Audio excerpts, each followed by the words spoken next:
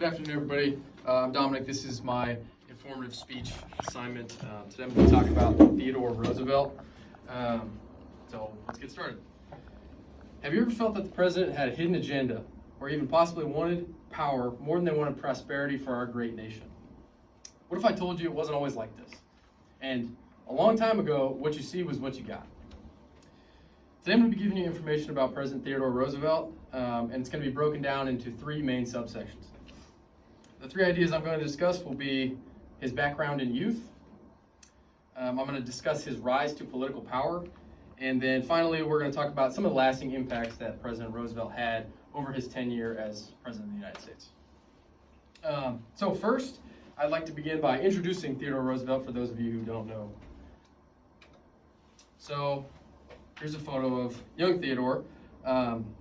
He was born in 1858 in New York City to a very wealthy family. So he didn't really have the common American dream, rise to power, rags to riches kind of story. He already had tons of political power in his family when he was born.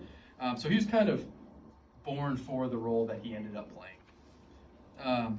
As a child, he actually had severe asthma, so he could not really do a lot of things that other kids could do.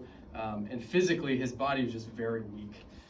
He was even, as stated by Elizabeth Summerfield in Like Father, Like Son, his grandma's wartime letters refer regularly to trips by the sick toddler and his parents to seek relief from the boy's compromised breathing.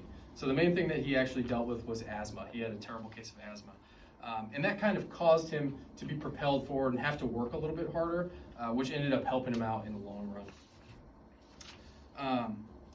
Later on in his life, beyond all of the difficulties that he faced with his breathing, his physical health issues, especially when he was young, he actually was an incredible sports player, like his father wanted him to be, and he attended Harvard University for academics. So he definitely made it to where he wanted to be, regardless of all the things holding him back.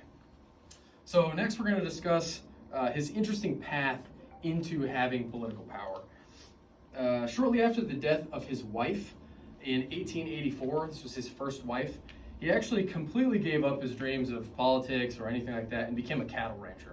So he moved away from New York and worked as a cattle hand for a number of years, which is kind of where he got his rough and tough image that we see him as today. He was an avid horse rider, and he often loved working with the animals. After remarrying, he got a new gusto for life, and he moved back to New York, where he served as the New York City Police Chief, and then after that as the Assistant Secretary for the Navy. So he hit a lot of the big marks of high-level careers throughout his time in New York City.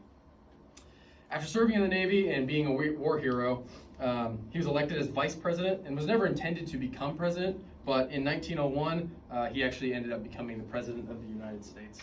And here you'll see the photo of him riding a horse. This was something that he did very commonly. It was one of his biggest pastimes. So he really, really enjoyed his time as a ranch hand. Finally, we're going to discuss the lasting impacts that President Roosevelt had and all of his accomplishments. So one of the biggest things, and it's still talked today, is that he oversaw the building of the Panama Canal.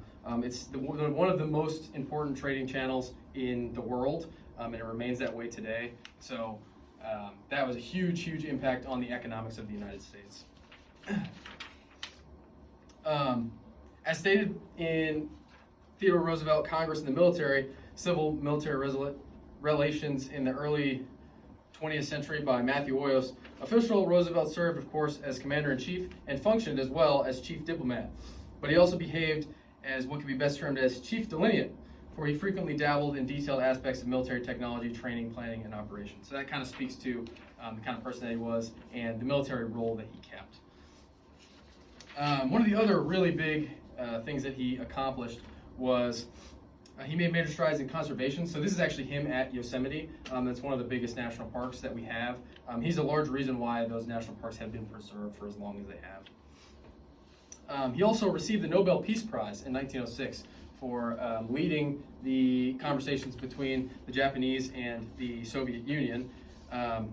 Max J. Skidmore highlights his accomplishments in ranking and evaluating presidents, case for Theodore Roosevelt, writing, In addition, his most boisterous man astonished many of his fellow citizens, certainly not limited his critics, by demonstrating skill and subtlety in diplomacy, and even more astonishing by becoming a force of international peace. So again, that kind of speaks to how incredible he was. So in conclusion, throughout this, we've discussed Theodore Roosevelt's life. I gave you information about his upbringing, his rise to political power, and lastly, we talked about some of his long-lasting accomplishments. He was exactly what he appeared to be, a rough and tough war hero with a soft spot for his country and endless commitment to the people that are in it.